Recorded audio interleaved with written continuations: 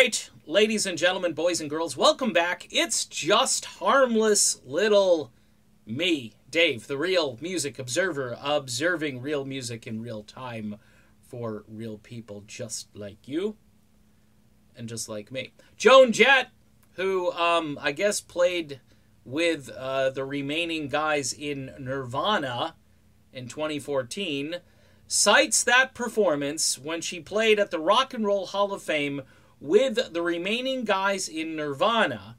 She cites that as helping her get into the Hall of Fame herself. Okay? So something Stevie Nicks didn't have to do. So I'm wondering, John K., are you out there? John K. and Steppenwolf, are you out there? Because here's the deal. You guys ought to give Nirvana, the remaining guys in Nirvana, a phone call and say, hey, you know, we've been around since the 1960s, kind of had this Born to Be Wild thing, had a 12 or 16 song greatest hits album at one point. I can't remember. I think everybody had it when I was younger. Had kind of that orange, boxy looking album cover logo and stuff. MCA Records. You know, they protested stuff. Steppenwolf, you know, so they meet the Hall of Fame criteria of being against, for instance, the Vietnam War. Also, I think they were advocates for cannabis. They had songs like dedicated specifically to that topic. They're not MC5, granted. They're not. Has Steppenwolf even been nominated to the Rock and Roll Hall of Fame yet? I mean, some people credit them with like creating heavy metal. I mean, there are a few people that have said that. Heavy Metal Thunder. Yeah, that's about the motorcycles. I get it. But certainly they had a sound. You know, their sound that they created in the late 1960s, early 70s. That sound actually, it actually, if you listen to those albums, it sounds like it was created maybe in the mid to late 70s. Those guys were definitely ahead of their time as far as creating like a big crunchy wall of guitars and a Hammond B3 that just wouldn't quit, and you know, all the things that say Deep Purple does. Deep Purple's in. And you know, there are a lot of groups that have that sound that are out there. Some of them are in the hall and some aren't.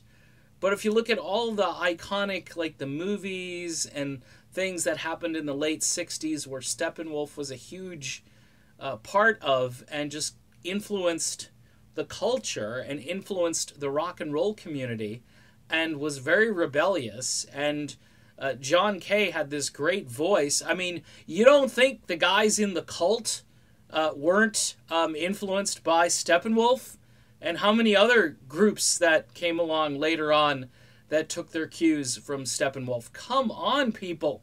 I mean, remember Eddie Trunk was talking about how Bon Jovi influenced everybody, and that's why Bon Jovi should get into the Hall of Fame? Steppenwolf, man, I just don't... Look, I'm not... Technically, I am from the 60s, okay? I was a little too young, though, to actually understand what was going on. But, you know, looking back and seeing this band's amazing influence on that time period, and yeah, they do have enough material, and they do have enough songs that did some damage on the charts, but see, again, the Hall of Fame, the criteria is not, that's not it. It's popularity contest, commercial viability. That's not what they care about. Otherwise, you wouldn't see, like, MC5 and Roxy Music, you know? I like Roxy Music, but they weren't a real giant commercial success now, were they?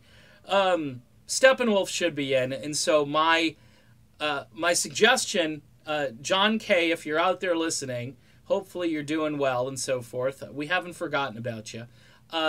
Pick up the phone, locate the guys in Nirvana, see if you can get on, maybe on stage next year, and do a gig at the Hall of Fame. Or, yeah, coming up, right? They got a big ceremony coming up where, you know, Def Leppard is getting in. Def Leppard, I mean, I'm sure they were influenced by the likes of Steppenwolf.